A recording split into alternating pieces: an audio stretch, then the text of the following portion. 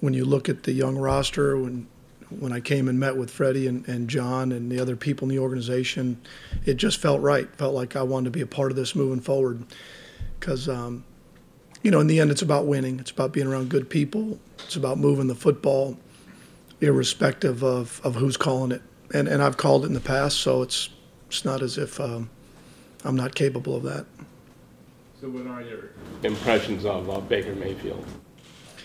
Well, I mean, first off, personally, I've just met him, so that part of it will come.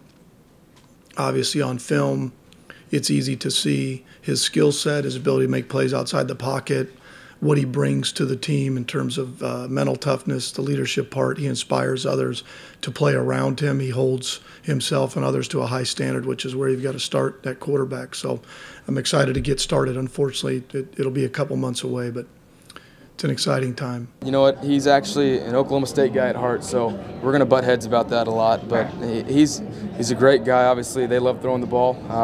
I think we're going to have to find ways to convince him to hand the ball off to Chubb. So I'm excited about where it's going and where we're headed.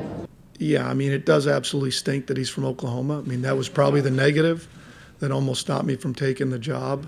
First thing I said was in 2011. We won the Big 12 and beat Oklahoma, and he goes, yeah, but you had like a 38-year-old quarterback.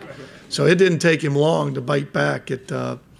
I said, really, you're just a Red Raider. You're just a Red Raider that, was a transplant. So he didn't like that very well either. So we'll be just fine. And how much of the quote-unquote air raid can be integrated into the NFL? I don't it's interesting. When I went to Oklahoma State from Jacksonville, and it was the air raid, as we use our fingers to say that, but it's really what I took away from it was being able to throw to win. That really, to me, was the air raid. You had a certain amount of run game, ran a lot of the same concepts, and you could throw to win. That was really it.